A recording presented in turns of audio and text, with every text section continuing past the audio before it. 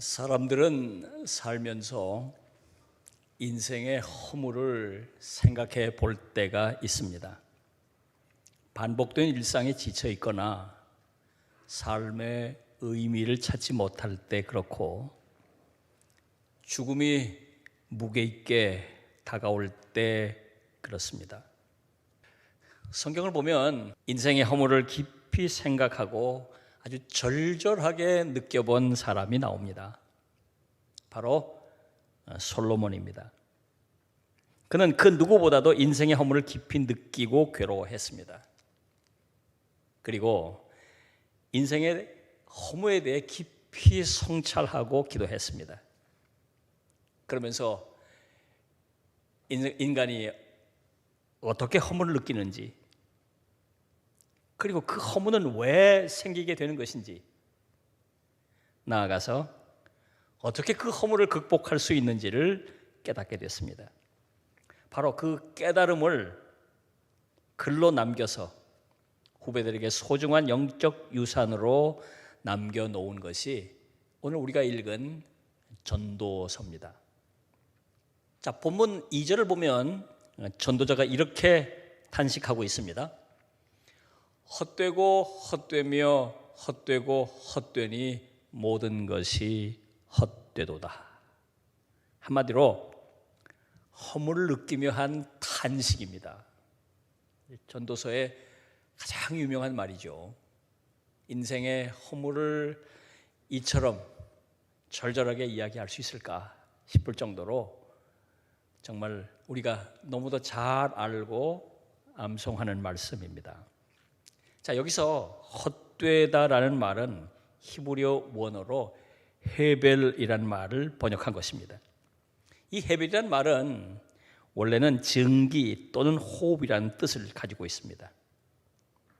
이것을 솔로몬은 있는 것 같으나 실체가 없는,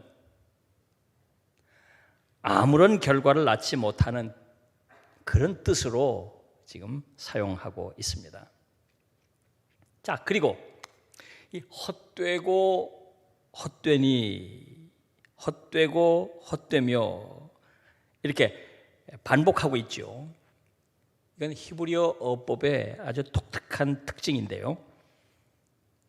앞에 헛되고는 단수로 돼 있고 뒤에 헛되면은 복수로 돼 있어요. 어법의 의미를 살려서 다시 번역을 해보면 헛된 것들 중에 헛된 것, 뭐 그런 표현입니다. 히브리어 어법의 특징은 비교 또 최상급 이런 형태의 표현 방식이 따로 없기 때문에 이것을 중복해서 최상급을 표현해낼 때 이렇게 씁니다. 그러니까 헛되고 헛되며, 이 말은 가장 헛되다, 그런 의미를 담고 있죠. 그런데 가장 헛되다는 말을 또 반복하고 있어요. 헛되고 헛되며 헛되고 헛되니. 그러니까 가장 헛된 것들보다도 더 헛되다, 그런 뜻이 되는 거죠.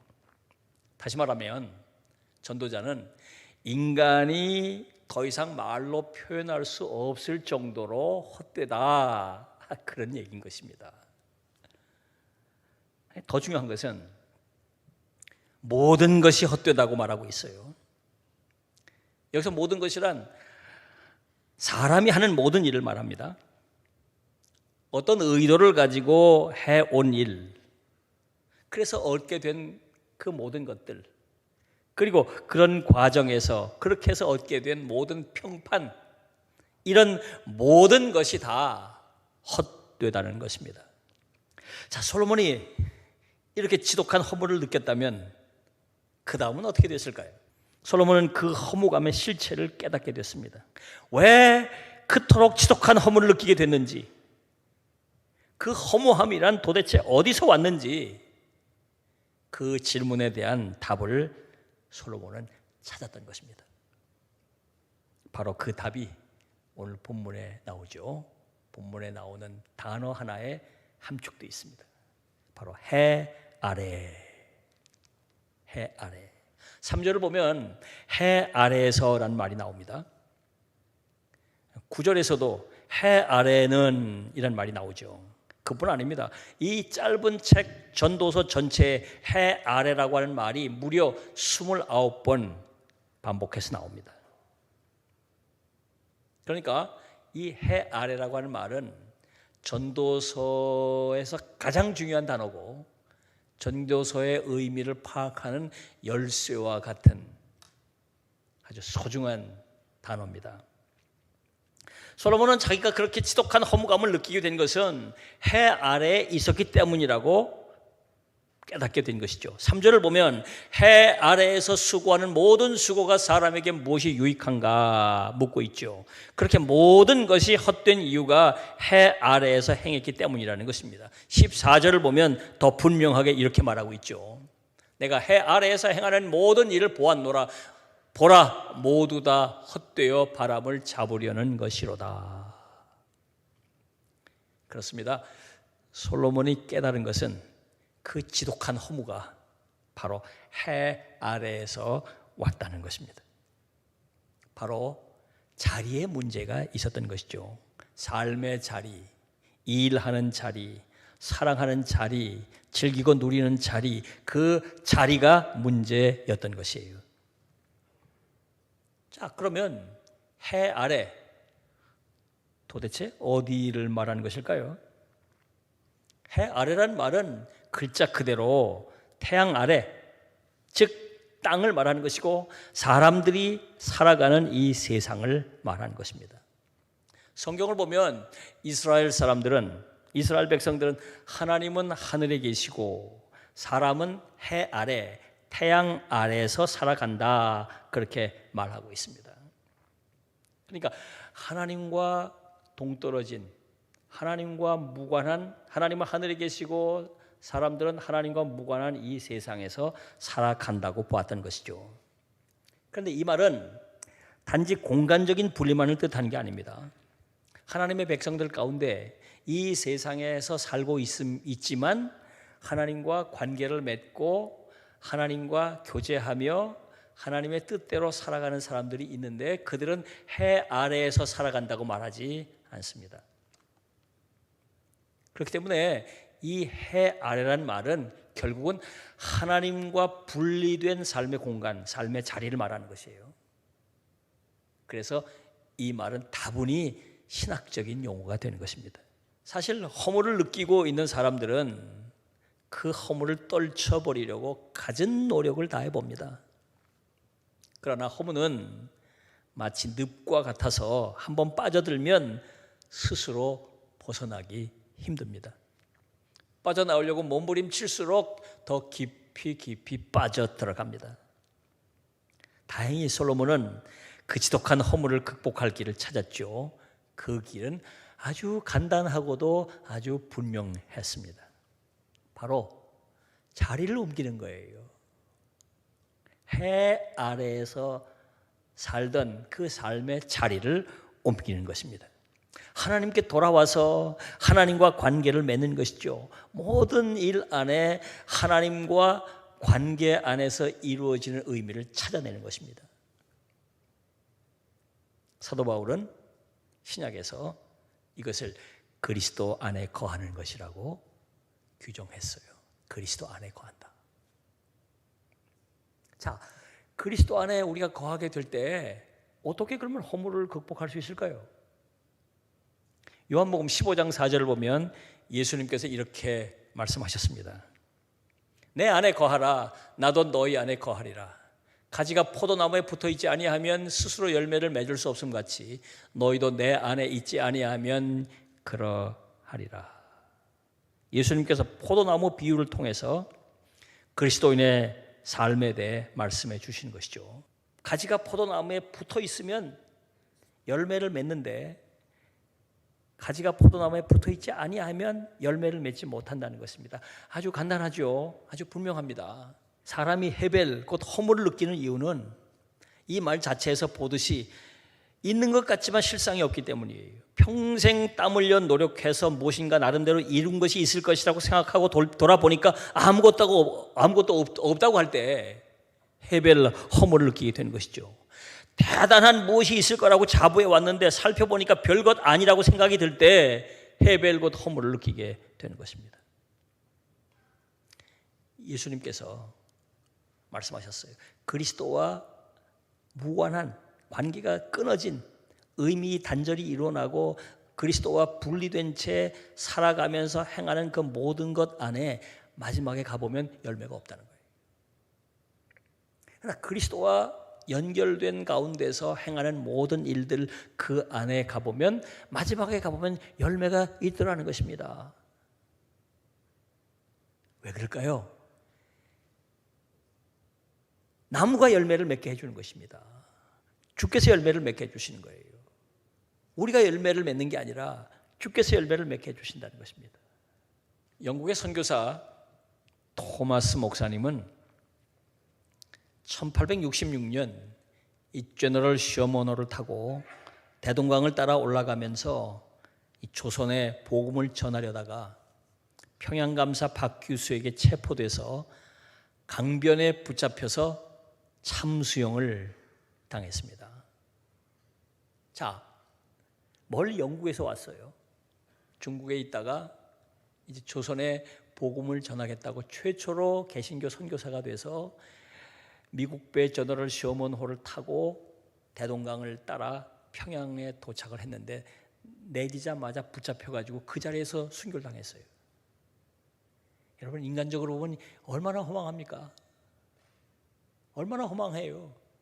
선교하겠다고 그 멀리서 와서 그 젊은 목사가 정말 모든 걸 다 던져서 이제 불붙는 마음으로 선교하겠다고 왔는데 이 땅에 내리자마자 붙잡혀가지고 그 자리에서 순교를 당했으니까 얼마나 허망합니까? 이렇게 허무할 수가 있을까? 하나님은 왜 이렇게 허무하게 이 사람을 죽도록 내버려 두셨을까? 참 답답한 마음이고 너무 허무하다 그런 생각을 할 수 있죠. 그런데 조금 더 한국교회사를 깊이 들여다보면 이분이 여기서 죽은 이 사건을 통해서 많은 열매가 맺혀지고 있었다는 것을 알게 됩니다. 이분이 참수 당할 때 구경하러 나온 사람 가운데 어떤 아무개에게 자기가 가지고 왔던 성경책을 전해줬어요. 이 사람이 그 성경책을 받아 들고는 버릴까 말까 하다 보니까 너무 종이가 좋아요. 그래서 이걸 가지고 쭉쭉 찢어가지고 벽지를 붙인 거예요. 이게 잠잘 때마다 이렇게 보니까 뭔가 글씨가 써 있거든. 그러니까 관심을 가지고 흥미 있게 그걸 읽다가 믿음이 생긴 거예요. 믿다가 예수를 믿게 된 거예요. 그러다가 믿음의 사람이 생겨서 이 사람 집에서 교회가 시작됐어요. 그게 평양의 장대현 교회라는 이야기입니다. 그 순교 이야기를 또 전해졌어요. 만주에 있던 존 로스 선교사는 영국에서 온 선교사니까 토마스 선교사가 한국에 들어갔다는 걸 자기들끼리 선교회에서 다 소식을 통해서 알고 있는데 들어가자마자 조선에 가서 이렇게 죽었다는 순교했다는 소식을 듣고 생각이 바뀌었어요. 만주에 있으면서 조선을 위해서 선교를 해야 되겠구나. 그래서 만주에 있으면서 한국말로 된 성경을 처음 이분이 번역을 하게 된 것입니다. 토마스 선교사의 순교의 영향이에요. 그리고 1882년에 이 토마스 선교사가 타고 들어왔던 이 제너럴 셔먼호가 이렇게 공격을 당하고 핍박을 당했다고 하는 소식을 듣고 이 미국 정부가 나섰어요. 그래서 당시 조선 정부와 협상을 맺으면서 그 한미 조약이 체결된 것입니다. 그 당시에 뭐 조선이니까 조미 조약이겠죠. 이 협약이 1882년에 체결되면서 미국 사람들이 조선에 자유롭게 들어올 수 있고 선교사들이 들어올 수 있는 길이 열린 것입니다. 그래서 그 다음 해에 처음으로 언더우드와 아펜셀러가 우리나라에 들어와서 선교하게 돼서 오늘 한국교회가 생기게 된 것이죠. 여러분, 토마스 선교사가 대동강변에서 허망하게 죽은 것 같았지만 잘 들어가 보면 그때 씨앗이 뿌려진 거예요. 그 열매들이 여러 가지 형태로 열매가 나타나고 있다 그 말입니다. 주님께서 열매를 맺게 하신 것이죠. 사랑하는 여러분, 우리가 살면서 우리도 모르는 사이에 허무한 감정에 휩싸일 수가 있습니다. 그때 내가 거하고 있는 자리가 어딘지를 살펴보십시오. 하나님과 무관한 해 아래 거하고 있는 건 아닌지 살펴보십시오. 그리고 빨리 자리를 옮기십시오. 그리스도 안으로 자리를 옮기십시오.